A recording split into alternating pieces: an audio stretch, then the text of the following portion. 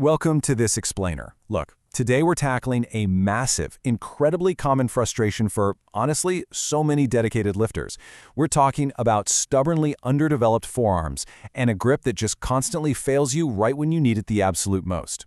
If you've ever felt like your lower arms just aren't matching the immense effort you're putting in at the gym, well, you are in the exact right place. We're going to fix that today.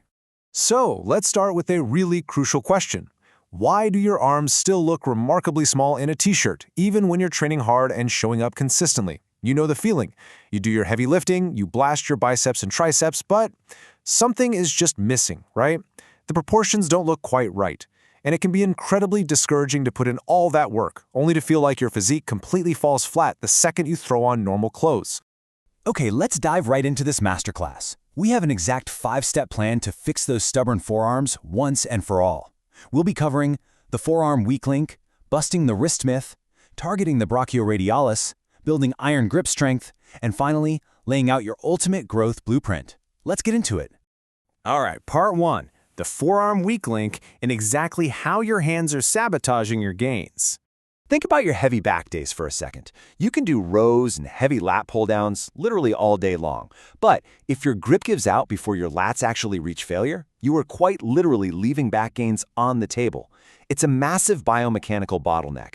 Honestly, it's exactly like putting bicycle brakes on a sports car. Your larger, incredibly powerful back muscles simply cannot reach their full growth potential because your hands and forearms are acting as this artificial bottleneck. They are the weak link in your kinetic chain.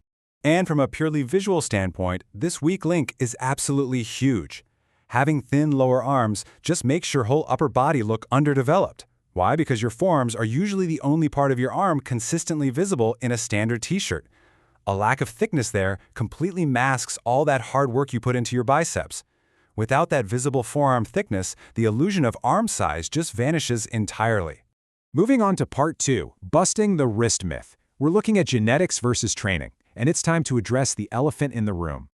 Look, it is totally true that you cannot change the size of your wrist bones. Your wrists are mostly bone, tendons, and ligaments. If you're born with small wrists, that's completely normal, and yes, it's unchangeable. However, understanding the illusion changes absolutely everything. If you build the forearm muscle right above that joint, it creates this highly effective, powerful 3D architectural illusion of much thicker wrists. Your lower arms look fuller, your sleeves fit tighter, and the entire arm just looks massive, even though the actual bone hasn't changed a single millimeter. I want to deliver a bit of an empowering but tough love truth here. Your lack of growth, it isn't due to bad genetics. And no, it isn't because of a fast metabolism either. Actually, scratch that, it's almost always poor training habits. Most people just assume their forearms will grow automatically as a byproduct of, hanging onto the bar during pull-ups and rows. And while those definitely help, they're rarely enough to trigger the real impressive growth you're actually looking for. Which brings us to part 3, targeting the brachioradialis for sheer visual arm size. So, the brachioradialis, it's this crucial muscle on the upper outer part of your forearm that perfectly bridges the gap between your lower and upper arm. But here's the catch. Traditional bicep curls where your palms are facing up actually miss this outer forearm muscle entirely. Literally miss it. To maximize activation, you've got to use neutral grips. We're talking slow, controlled hammer curls where your palms face each other, or reverse curls where your palms are facing straight down. But please, take this warning seriously. You have to forget the ego lifting. You absolutely do not need to throw around heavy momentum here. Instead, drop the weight slightly, focus on constant tension, and force that specific brachioradialis muscle to actually do the lifting. It's all about the quality of the contraction, not the number on the dumbbell. All right, let's jump to part 4, building iron grip strength for pure functional power. Walk through this exact progression with me. If you want iron grip strength, you start with step 1, strict dead hangs. No swinging, no cheating. Just hold your body weight on the bar for 20 to 30 seconds. Easy enough, right? Well, as your grip adapts, step 2 is gradually increasing those hold times. And then, for the ultimate challenge, you level up to step 3, the towel hang. Wrapping a thick towel over the bar and gripping that, oh man, it forces your fingers and forearms to work exponentially harder. Now, the crucial point here is structural balance. Strength isn't just about squeezing. Most people who actually bother to train their forearms only train wrist flexion, curling the wrist inward, but they completely ignore wrist extension.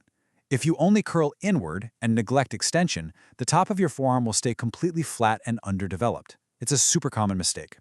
So to build truly balanced 3D arms, you need to use light weights and high repetitions for controlled wrist extension movements. Extending the wrist upwards fills out the top of the arm beautifully. On top of that, add fingertip push-ups to your routine. Start on your knees if you need to, but these are incredibly potent for building up those small stabilizing tendons and individual fingers that support a truly crushing grip. And finally, we reach part 5, the ultimate growth blueprint. This is your actionable plan. Let's put it all together into a system you can actually use. So unlike your legs or back, your forearms are essentially built for endurance, which means they recover extremely quickly. You do not need a dedicated 2-hour forearm day. Instead, hit them with a frequency of 3 to 4 times a week, with just a few focus sets at the very end of your normal workouts. Consistency beats marathon sessions every single time here. And of course, ensure your nutrition is dialed in with a small calorie surplus and high protein to give your muscles the fuel they actually need to grow. And why does all this matter? Well, it's because of this massive structural domino effect. Think about it. A stronger grip naturally leads to heavier rows, way more pull-ups, and rock-solid, stable deadlifts. And that, in turn, builds a significantly more impressive, powerful back and overall physique. Your entire upper body benefits tremendously from the foundation of a strong pair of hands. So, before you step foot in the gym for your next workout, I have to ask you, are you ready to stop staring at your wrists, ditch the genetic excuses, and finally build the thick arms you actually deserve? The tools are all right here. The blueprint is laid out. Now go put them to work.